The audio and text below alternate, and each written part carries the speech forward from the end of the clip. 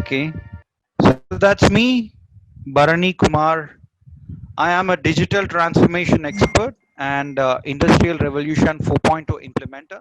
I am an alumnus of ISB and IIT with over 14 plus years of industry experience.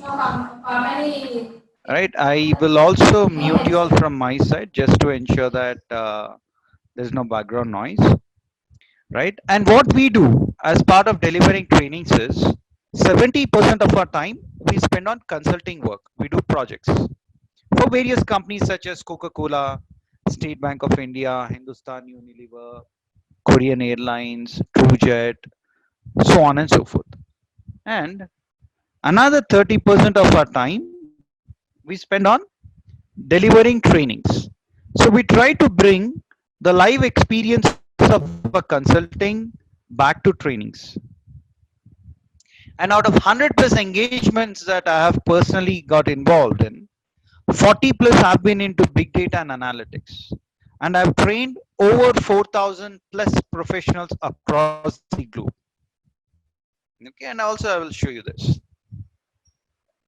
Okay, my LinkedIn profile, it should be open if I'm no, it's not. So, uh-huh.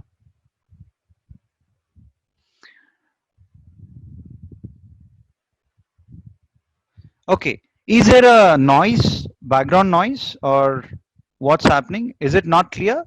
Friends, can someone comment? Are you not able to hear me?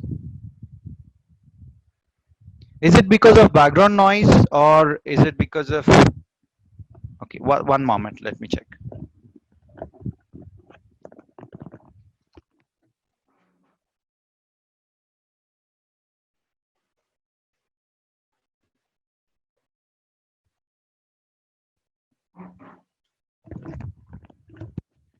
How about now? Is it clear?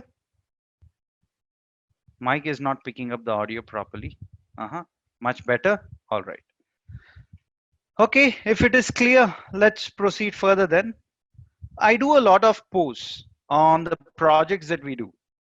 And this is one thing that might interest you guys. I've posted something and a lot of people are watching. There have been 2,395 views for this particular post. And we do a lot of projects in the interim. Okay, so let me expand this. This is one of the project that we have done for a client.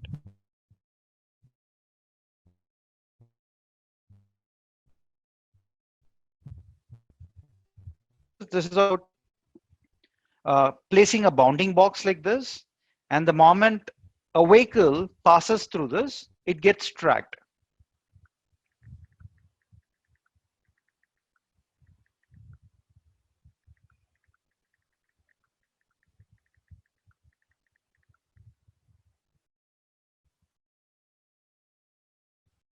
Okay, it is tracking that this is a truck.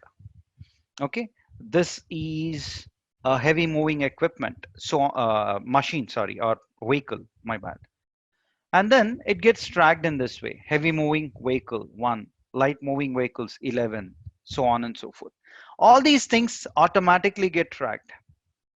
We also built artificial intelligence driven chatbot.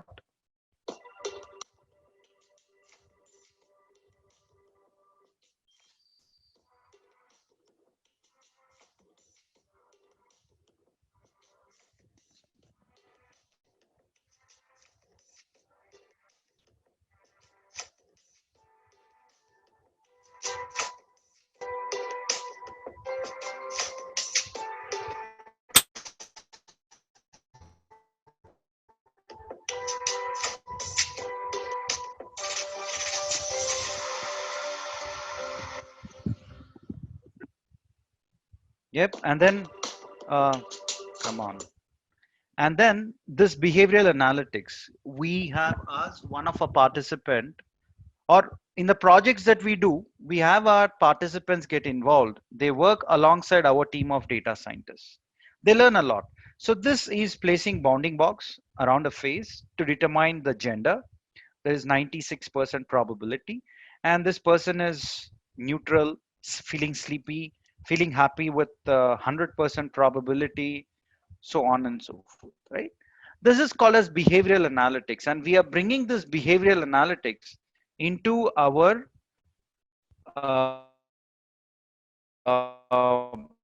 learning management system.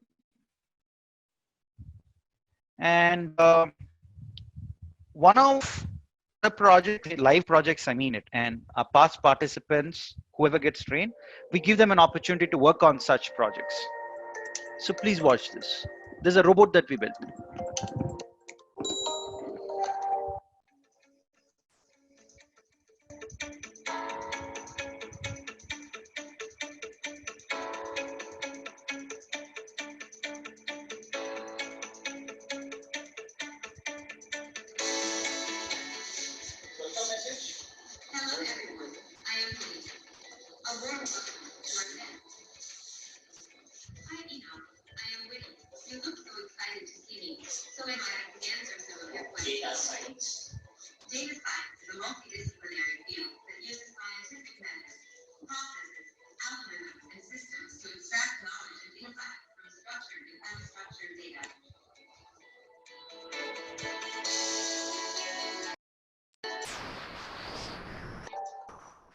Hi Vinay.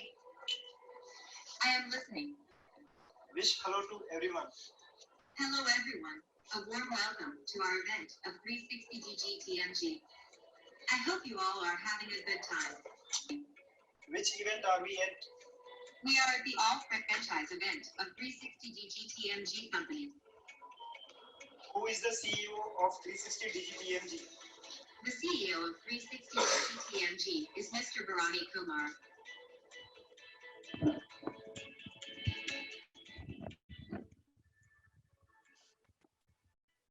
Yep. So that's one of the robots that we built. It's version 1.0. It's built 4 months back, and for since 4 months we have ensured that this bot got enhanced a lot. Right. These are the bunch of professional certifications which I have, ranging from PMP to ACP to RMP from Project Management Institute. This is APMG UK. From APMG UK, I've done my DSDM attern, Dynamic Systems Development Methodology attern. I've done my Lean Six Sigma Green, Black and Master Black Belt from RAB QSA. I'm Tableau certified. I've done my ITIL certification, Scrum certifications. I'm a certified auditor, so on and so forth. There is one certification called as TCS Ion Pro Cert, but this certification, except for TCS, no other organization is valuing it. So I didn't see any value in that. These are the companies that I've worked with. I started off working with HSBC, then I worked with ITC, then I worked with Infosys, and the last company with which I was employed as an employee was with Deloitte. I happen to be director on both of these firms, 360 Digit MG, Digital Transformation Management and Governance, and InnoDataTix. Right, InnoDataTix has been rated as one of the top 20 analytics consulting firm. And just to give you a glimpse, let me open that. Alina, I think if I'm not mistaken. Okay, here we go. Hope this opens up. And then I have PMI National Conference 2017. Just bear with me. I paused the screen because it's popping up still. And then PMI Survival Analytics. Okay, so hope you are able to see my screen. That's me. And my article got published on CIO magazine as well. And this project is a project that we have done for one of the prestigious banks in India, one of the gold standard NBFCs, not banks, right? And you can read this use case on how we could cleverly ensure that we meet the business objectives. Basically, you can read this article and you'll get a lot of understanding on that. Then whenever we do one of those state of the art projects. We actually demonstrate it in various forums, and we have done that on Project Management Institute National Conference, right? And we presented it in this track called In a Rapidly Changing World. That's me. Okay, and we won the first place in not just this category, across these categories, and it's also there in the awards and accolades recognition. Let me quickly help you go there and then check this. Yeah, that's me, guys. Okay, I was back then a little fat. And the if you want to know exactly about the project, you just need to do this Google search PMI survival analytics, and our paper will come in the first position. That's my name. Okay, and this is a project, friends. This is all the project management methodology, etc. How we have used, how we have actually predicted when will a specific vehicle break down in a specific journey, right? By placing IoT sensors, we captured the data. We then captured the data of all the components of the vehicle, transmitted over telecom provider network, placed on cloud, and then we predicted on when will a specific vehicle break down. Many things happen. Welcome to this webinar. We have recently launched domain analytics trainings. This is the need of the hour. People are expecting, data scientists to have experience not just in generic techniques but also specifically in the industry or sector or domain that they work in. Say your MBA, you have done your MBA finance, so financial analytics makes sense. Say you're supporting clients who are into supply chain analytics makes more sense, so on and so forth. We have 56 plus domain analytics programs which we have. We have also launched India's first full stack data scientist program, which is for 1 year, and it's one of its kind. It is backed by a lot of universities across the globe. One is City and Guilds, which is UK based establishment. It has 150 plus years of history, and it is backed by Queen of England. People who do not do graduation in UK actually do City and Guilds accreditation, and they become job employable. That's how valuable it is. We are also backed by UTM, University Technology Malaysia, which is one of the top 5 universities in Malaysia. We also have TUV SUD, German based accreditation. Right? These are the various accreditations that we have. And you gain all these certificates when you undergo the training. Here are the sample certificates of UTM, City and Guilds, ILM Assured, so on and so forth. Okay.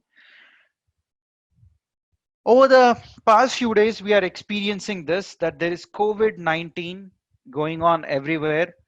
Economy is taking a serious dent. So we will speak about recession and its impact, step-by-step plan to transition into AI and data science, and how to use deep learning using CNN for X-ray images. Here we go. Millions of Americans could lose their job in coronavirus recession, right? And many won't get even severance package. Stock market is down in US, in Malaysia, in India, elsewhere. More than half of American jobs are at risk because of coronavirus. If US is going to take such a hit, imagine what would happen to us. This recession is going to be bad, really bad. We are just seeing the tip of an iceberg.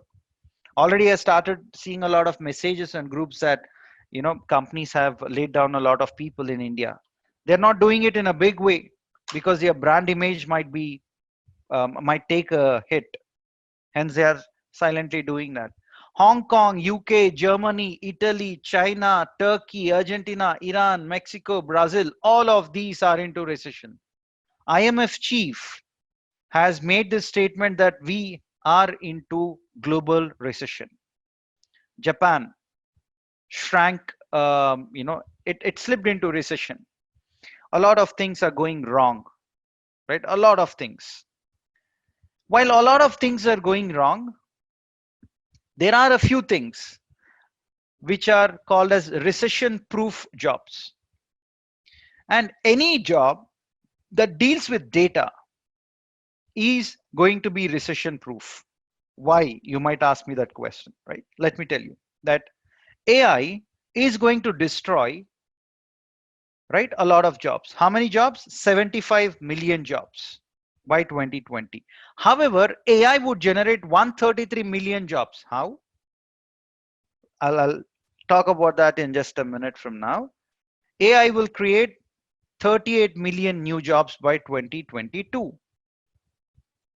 And here, McKinsey predicts that 14% of the workforce will be in dire need to switch their occupations in the next 10 to 15 years, because 38% of the jobs will be automated. Automated? How would you automate it? Obviously, people would resort to a lot of artificial intelligence stuff, right? I can give you an example, a quick example, which is there on our website. We built an AI driven chatbot. This chatbot has automated the customer service, the way we communicate with the customers in this way. So this person, there were three people involved in morning shift, afternoon shift, and then night shift. All of those three people have lost their job because we have automated. At the end of the day, we are running business, right? However, we have hired a lot of AI experts to do such automation, right? So that means we created job for AI professionals. That means people who upskill themselves will not lose a job. But people who do not upskill, yeah, your jobs might get automated. That is a point that I'm trying to drive. It might get, but a lot of routine jobs that you have will get automated. So look at this. Which certification are you looking for? Data science. Do you want to book an appointment? Yes. Today the slots are done. Tomorrow at 9 a.m. there is a slot. Confirm. Right? It would respond. Chatbot. It's not human who is responding.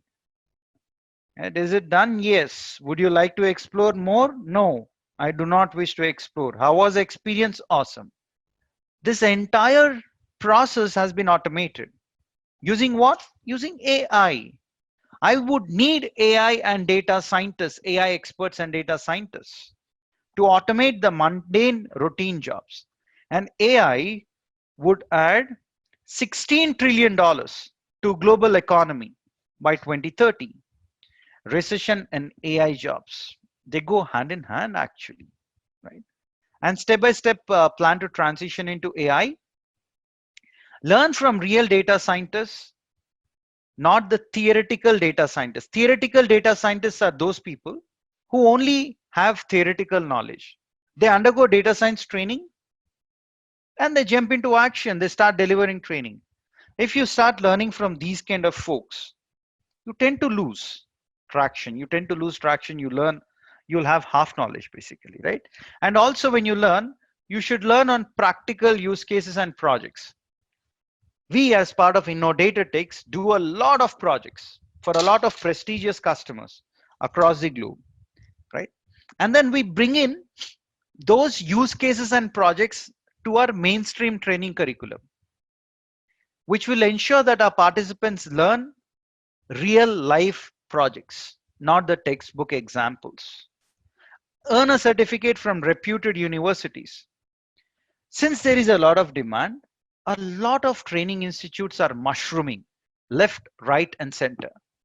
But you should, I mean, a lot of people obviously would get trained. A lot of people will have certificates from various places.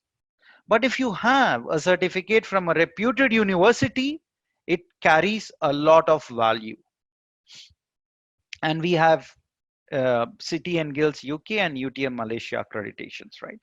Learn on the most in-demand tools and techniques. What we do is we ensure that once in every 3 months, we upgrade our training curriculum to ensure we bring in the best, right? Finally, I keep saying this, that learning data science or AI is similar to learning swimming.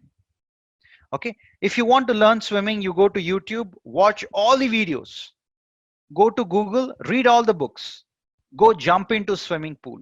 What will happen? You'll drown.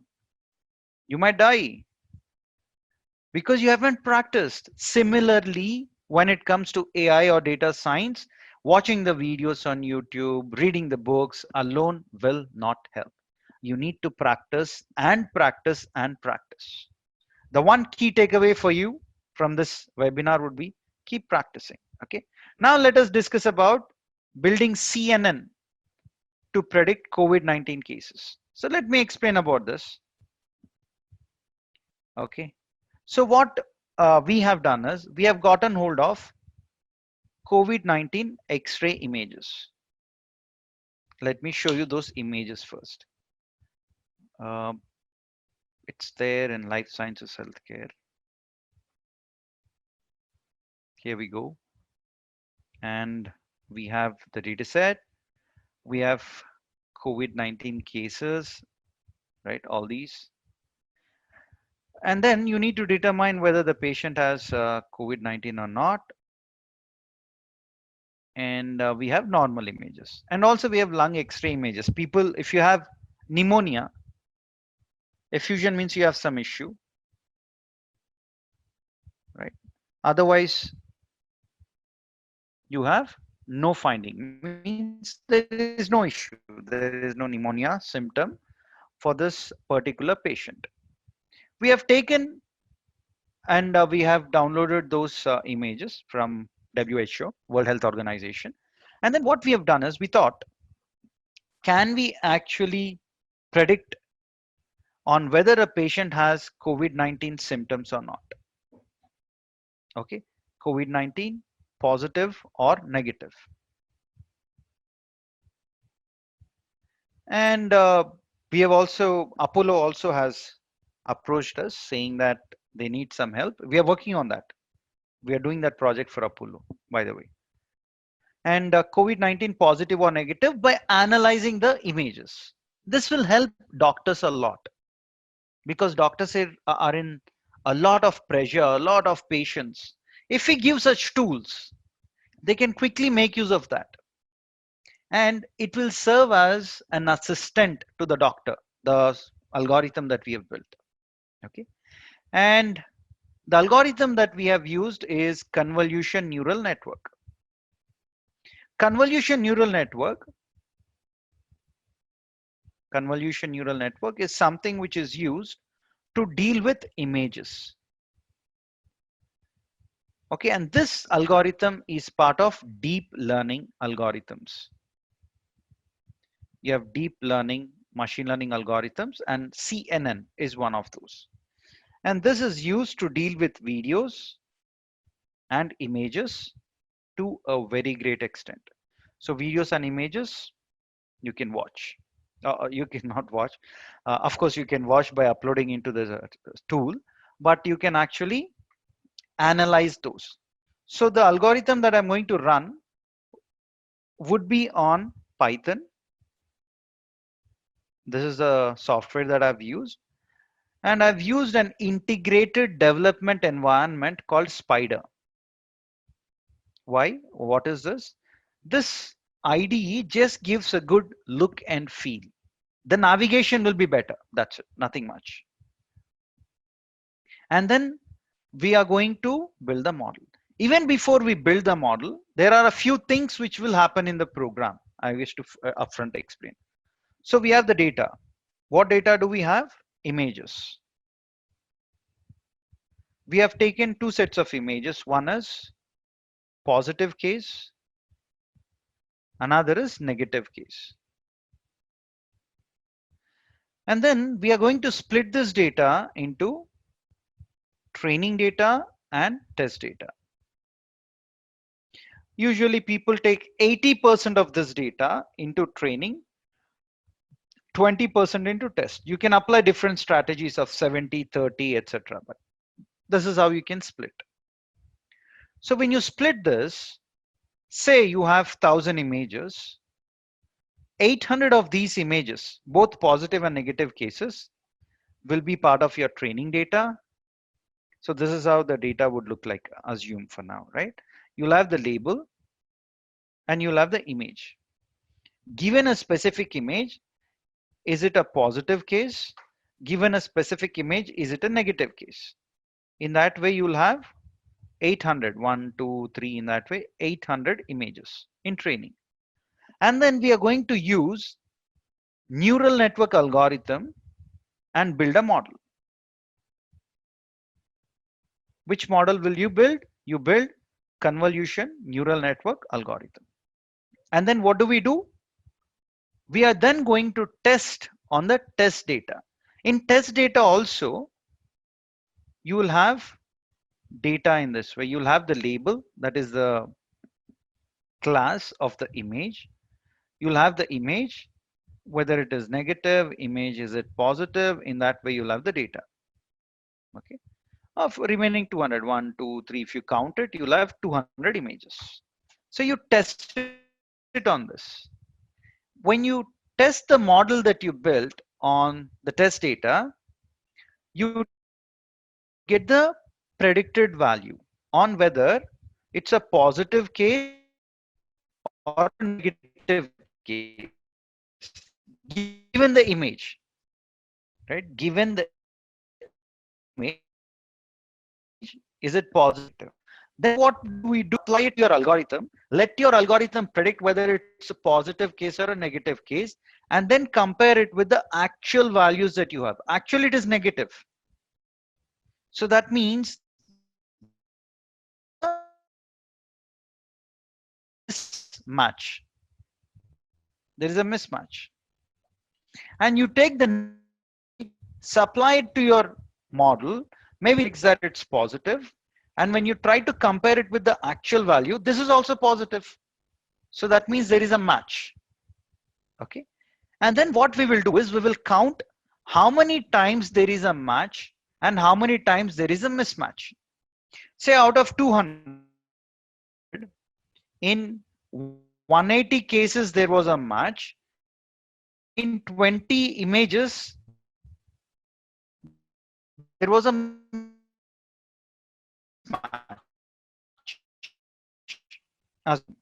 Then if you multiply it with 100, you get 90%. That's the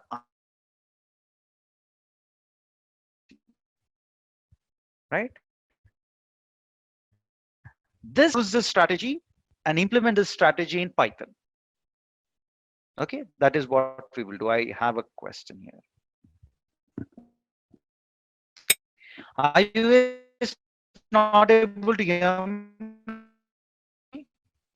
Can you please respond? Respond. Mm-hmm.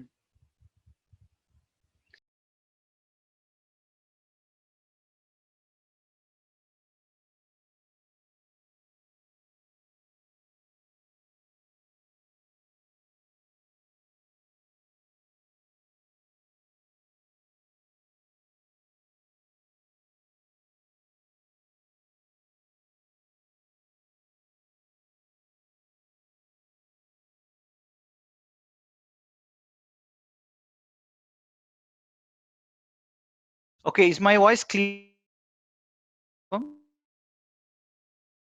Is it clear? Yeah, I understand. So I connected to a computer wherein I have LAN. I've connected to another computer on Wi-Fi. Okay, not sure how to handle this, but yeah, let's see. So now that you guys are able to hear me, let me proceed further. Okay, and then okay, sure. Let me quickly tell this. So what we have done is we have taken the images from WHO, World Health Organization, positive and negative X-ray images based on X-ray images, COVID-19 patients X-ray images. These are the data which doctors have actually evaluated and determined whether those are positive cases or negative cases. So what we have done is we have split the data into training and test. 80% of images we have put it into training and another 20% we have put into test. Okay. Then how would the data look like? Training data, simple. There will be images and the label on whether that image, X-ray image, is positive or negative. case or a negative case. Positive means has COVID-19. Negative means patient does not have COVID-19. So you out of 1000, you take 800 into training. Should I always take 80%? No. You can take 70, 75, 85, 90, depends on you. And then remaining 20% would be part of test data. Here also you'll have images. And for each image, against each image, you have a label on whether it is positive or negative.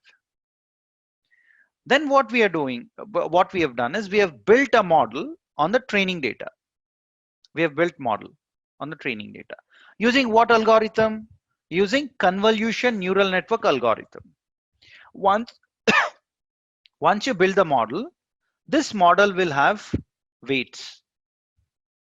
These are all called as weights, bias and weights. When I say built a model, that means your model has calculated all these weights. And then you test it on the test data. So what you do is you supply your images as an input to the model that you built. The moment you supply the images as input to the model that you built, it will predict on whether that particular image is positive or negative. Say for the first row, for the first image, it predicted that it was a positive case. Each time you have a hat on top, here you see a hat. Whenever you see a hat on the top, that means it's a positive case. But when you looked at the actual data, actual label given by the doctor, it says it's negative. So that means your predicted value and actual value does not have any match. This is your predicted value. This is your actual value. Okay, there is no match between your predicted value and actual value. Since there is no match between predicted and actual value, it's misclassification. Then you go to the next image, take that and give it as an input to your CNN model, the model that you built. It will once again predict. Say it predicted that it was a positive case. Then you go and look at the actual value. Say the actual value here also says that it is a positive case. Okay, say the actual value also predicted that it is a positive case. That means there is a match.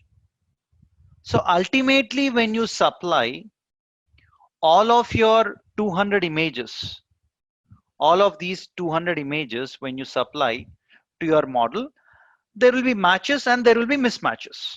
All we need to do is we need to look at how many times was there a match and how many times was there a mismatch. So you're calculating the accuracy here. How are you doing that? You're looking at how many times was there a match out of overall values. Out of overall values, multiply it with 100, you get the accuracy. Here the accuracy is 90%. Simple. Okay, are you all with me until here? Can you please confirm using the chat window? If this is clear, this strategy, that means you understood majority of the things. Now I will get into programming and then do this. Remember one more thing, friends. Python programming or R programming is not something that we will learn overnight or as part of this. For people who join from non-programming background, what we do is we give them free Python and R programming training for 16 hours. And we get started right from scratch. And for 16 hours, they learn Python and R programming. Okay. Akhilesh, what do you mean by threshold image? All I'm saying is I got the images, okay, and there are two. Effusion means positive case, no finding means negative case. Simple. I have these images wherein I have positive case. I have these images where it says these are negative cases. I want my model to learn both the positive cases as well as negative cases. I want my model to learn both positive cases and negative cases.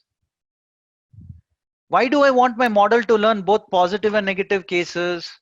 Because I want this particular model that I build to predict my future data. If the new patient who gets an X-ray image, if he has positive case, then my model will predict positive case also. If the new patient who gets an X-ray image doesn't have COVID-19, then it will predict that this patient does not have COVID-19 symptoms.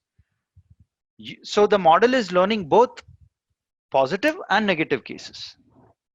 Am I making sense? So what I'm saying is, in this I have images, right? Someone with 1 plus something.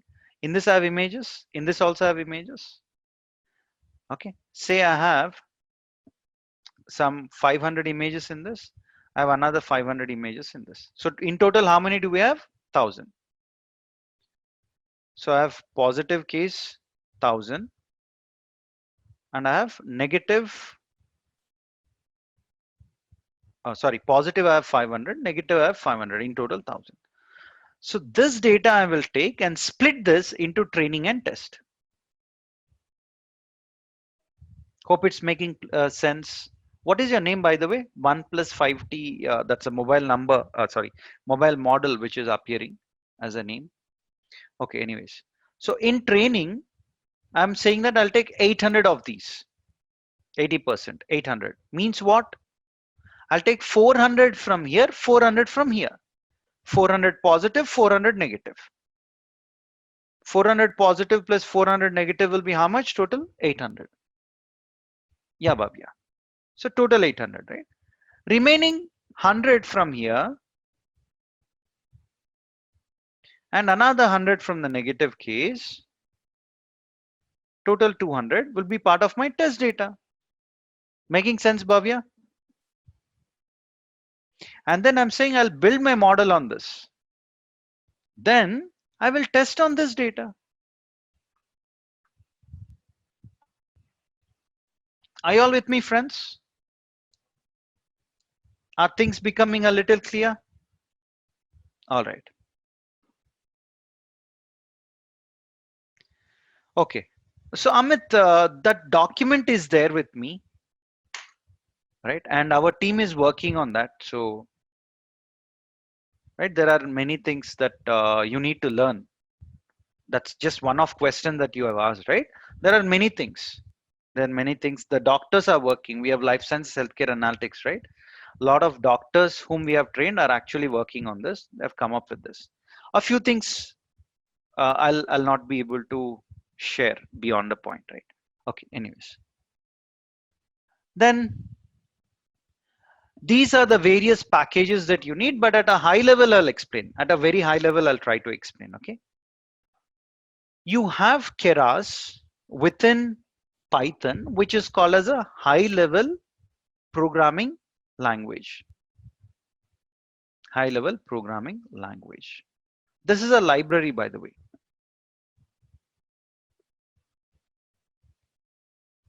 Okay. And you have something called as TensorFlow.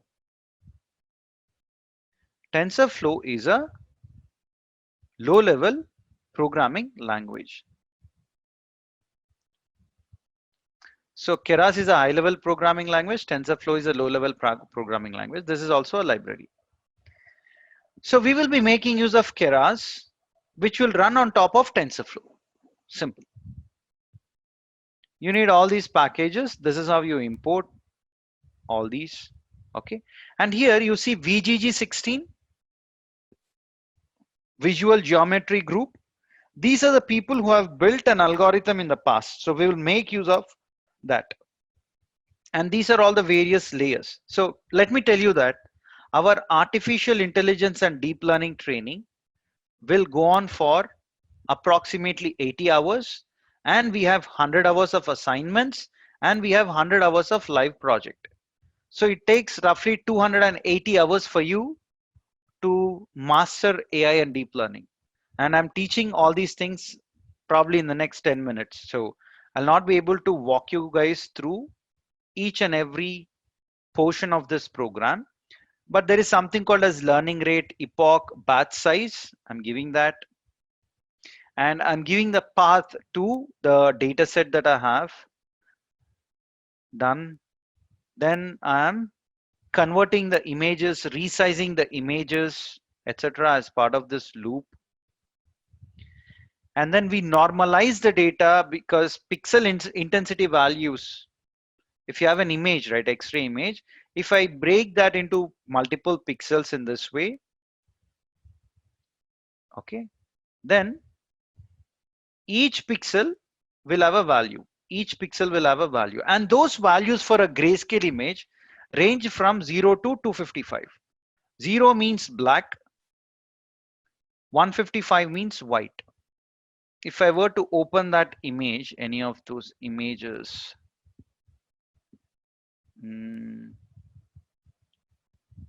so we have this life sciences healthcare analytics. As part of that, we train people on this. Say, okay, so this image can be broken down into multiple rows and columns, right? And each row will have a pixel value, and you put it in a database. That's the point that I'm trying to drive here. Okay, then what we do is we can actually, or we will actually split the data into training and test. 80% will be into training, 20% will be part of test. So you're splitting that into training and test. Then you're doing something called as data augmentation, meaning we have limited number of images. With these limited number of images, you cannot actually build a good model. So given these limited number of images, can I increase the number of images? That's called as data augmentation. Yep, we can do that. We have done that. And then I'm taking VGG16 model, right, which has certain layers, and then I'm building the model. Then I'm taking that model, applying it or assigning that to an object called head model. Then I'm doing pooling. There is something called as pooling layer, right? I'm doing a 4x4 average pooling.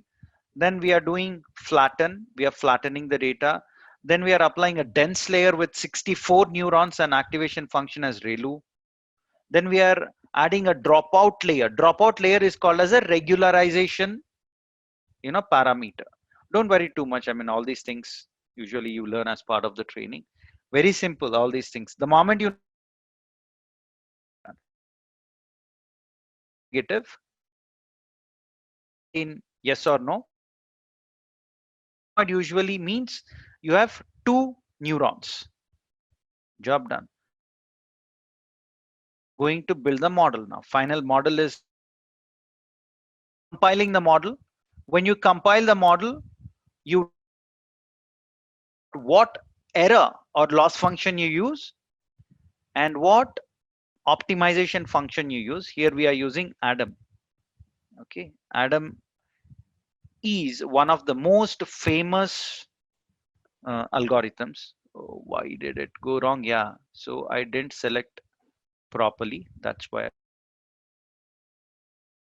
When I run this model, you'll be able to see the progress here, and it will start calculating the accuracy. Let's see. So validation means test data. Okay, test accuracy is 50%. Training accuracy is so much.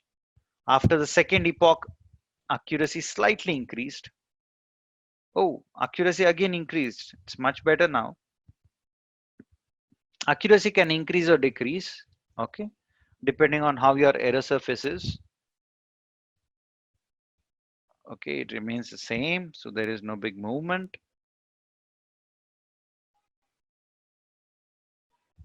Wow, it's 93%. By sixth epoch, it has, oh, again it reduced. This is because increase and decrease is because, say you have error here, you want the minimum error always. This is the minimum error and this is the maximum error. However, this error surface will be like this, some weird. So what might happen is maybe it comes until here, then it's increasing, right? That's what is happening, and it's staying constant because maybe it is stuck in a plateau. So let's see. We need to wait for a few more epochs and see. So even if I keep changing the weights, the error is the same. Oh, now it has reduced, so it has come down the valley, I think, here, like this. Again, it reduced, and this time I think it has hit the best accuracy possible. Okay, it reached 100, but that's called as overfitting.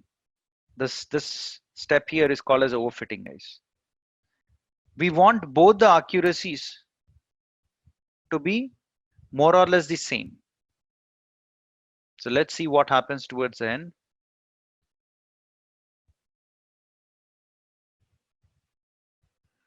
I'm using GPU machine, Bhavya, graphical processing unit, basically, and it's faster. Okay, and on Mac you have something which helps you do that. But I'm not using huge data for your information. I'm using a very small, tiny data set. In real world, you work on millions of images.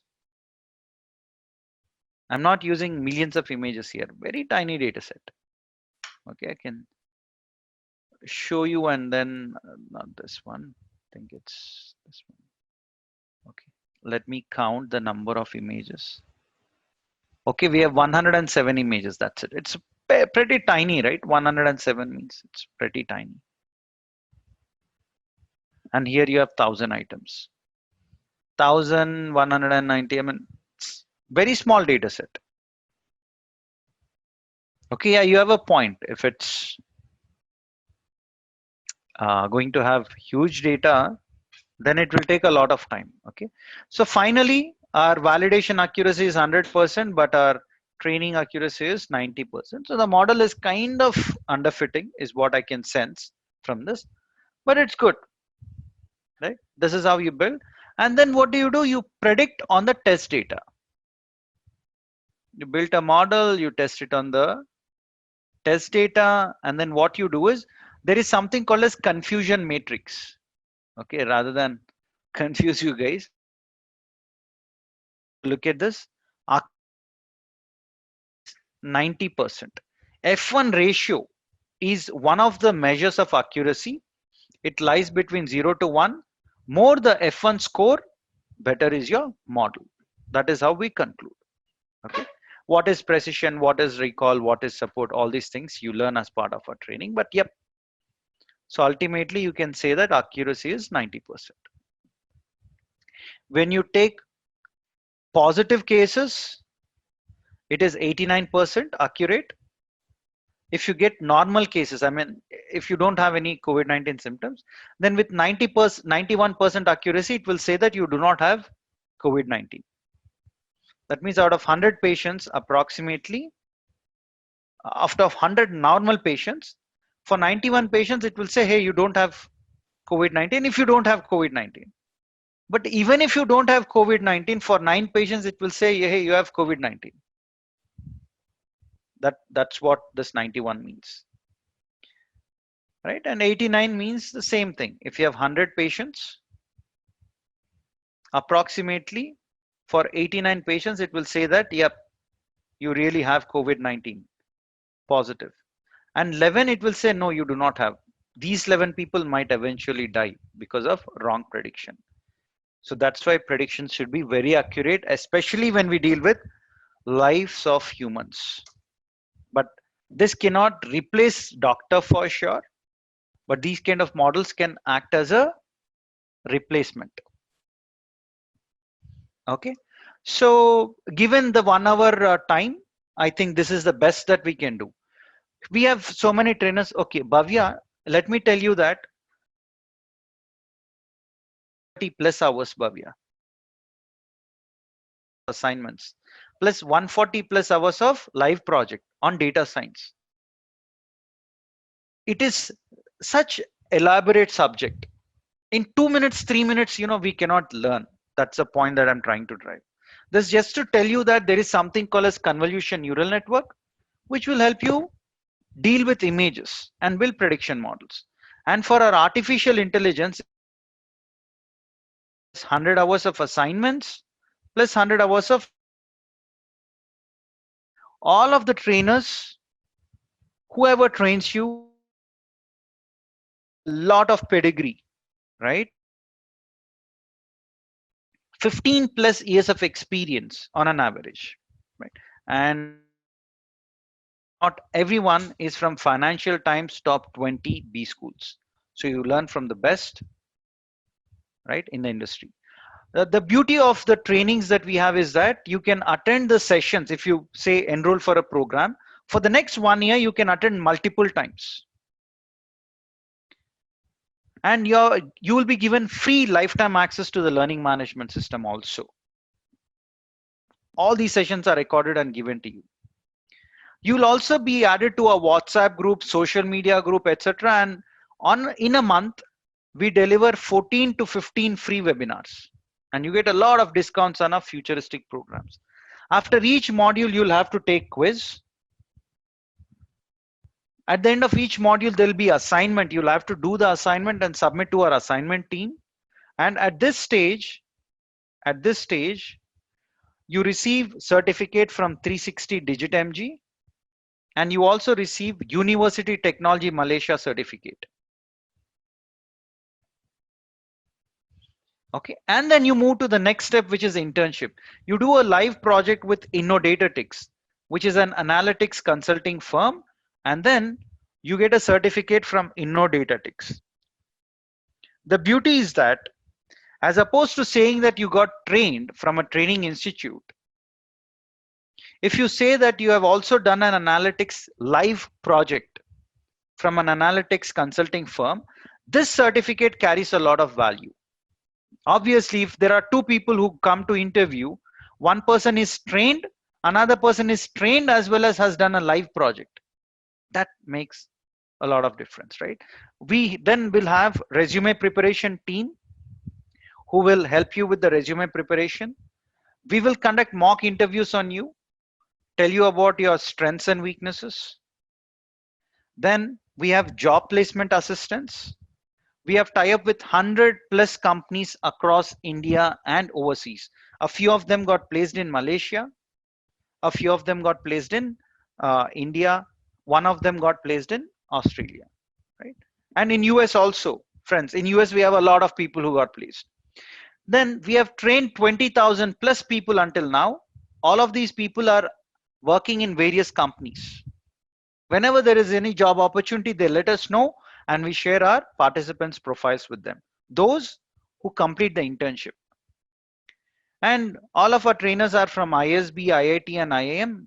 I'm from ISB and IIT, and there are a lot of people from IIM. There are a couple of people from ISB also. So we have a very, very strong connect. On my LinkedIn profile also, you should see that. You should be able to see that. And whenever there are any job opportunities, they do let us know and we share our participants' profiles.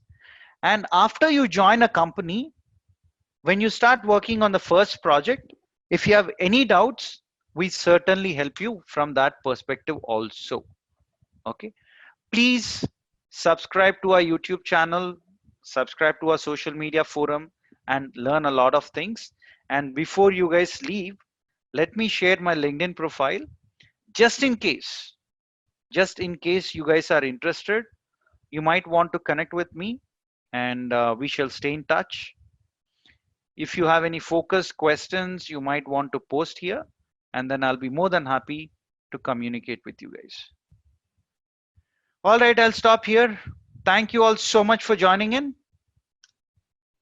Yesterday's recording also will be posted. Okay. And we have a lot of discounts going on currently. So what I would do is you can call on this number to speak more about the course fee, etc. Phone number is 9989994319. You can call on this number 998999 4319. You might want to call on that number. Okay, and then you can get all the details that are needed. All right, friends, I'm really happy to see a lot of people joining in. At the time of economic turmoil, you are upskilling yourselves. That's the best part. Keep learning, keep upskilling yourself, right? Don't let someone just take away you from the job. All right. Thank you all so much.